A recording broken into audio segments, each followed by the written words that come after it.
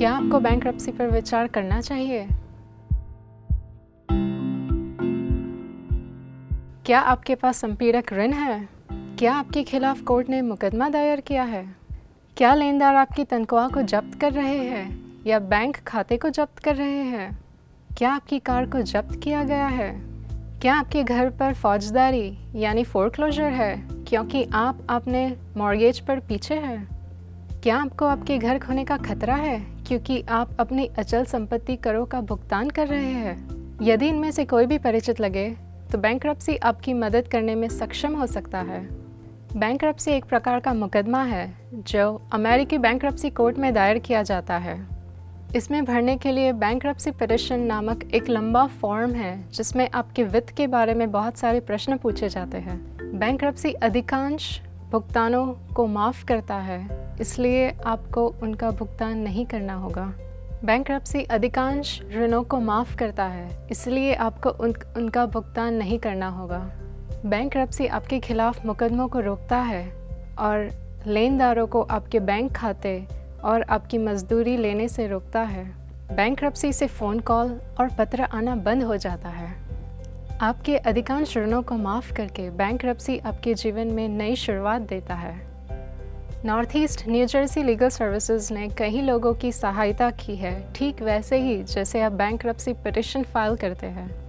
बर्गन, Hudson और पसेक county के निवासियों की सेवा में आपको आपके बैंक्रप्सी पत्रों में क्या खुलासा करना होगा? आपको आपके सभी ऋण, सारी संपत्ति और मासिक खर्चों का खुलासा करना होगा।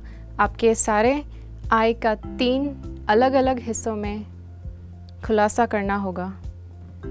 जिस दिन आप बैंक्रप्सी दर्ज करते हैं उस दिन आपके खिलाफ सारी संग्रह क्रियाएं बंद हो जाती है।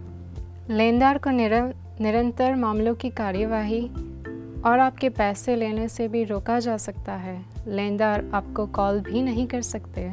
क्या आपको बैंक्रप्सी होने पर संपत्ति छोड़नी पड़ सकती है? बैंक्रप्सी कोर्ट आपके फर्नीचर और कपड़ों में दिलचस्पी नहीं रखता है। हालांकि अगर आपके पास बहुमूल्य संपत्ति है, जैसे कोई बड़ा घर या व्यक्तिगत चोट, वहाँ आपको हार माननी पड़ सकती है। आपको अपने अधिकारों का पता लगाने के लिए वकील का परामर्श करना चाहिए। क्या होगा अगर आप कार खरीदने या पट्टे पर भुगतान कर रहे हैं? बैंक्रप्सी में आपको 2 विकल्पों में से एक मिलता है। 1. बैंक्रप्सी के बाद उस कार कॉन्ट्रैक्ट पर भुगतान करना जारी रखना, या 2. कार वापस दे देना और उस पर ज़्यादा कुछ नहीं देना। मुझे पता है कि आपने फौजदारी यानी कि फोरक्लोजर के बारे में सुना है और ये शब्द घर के मालिकों के लिए एक डरावना शब्द है। यदि आप अपना मॉर्गेज नहीं भर पा रहे हैं तो फोरक्लोजर आपका घर छीन लेने के लिए एक प्रकार का मुकदमा है। मॉर्गेज फोरक्लोजर से बचने के लिए घर के मालिक बैंक्रप्सी का उपयोग कैसे कर सकते हैं? Bankruptcy chapter 13। बैंक्रप्सी चैप्टर 13 एक भुगतान योजना है जहां आपको बैंक्रप्सी ट्रस्टी को छूटे हुए 3 से 5 साल के छूटे हुए भुगतान को भरने का दूसरा मौका मिलता है। बैंक्रप्सी चैप्टर 13 आपके सामान्य बंधक भुगतान और आपके सामान्य रहने के खर्चे को ध्यान में रखकर भुगतान करने की अनुमति देता है।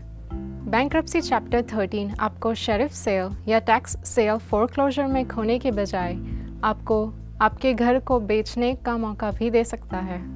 यदि आप एक होम ओनर हैं तो आपके अधिकारों को जानने के लिए एक वकील से जल्द ही सलाह लें। यदि आप अपने घर के शेरिफ सेल के बाद तक इंतज़ार करते हैं तो मिस हुए मॉर्गेज भुगतानों के लिए चैप्टर 13 बैंक्रप्सी का उपयोग करने में बहुत देर हो जाएगी।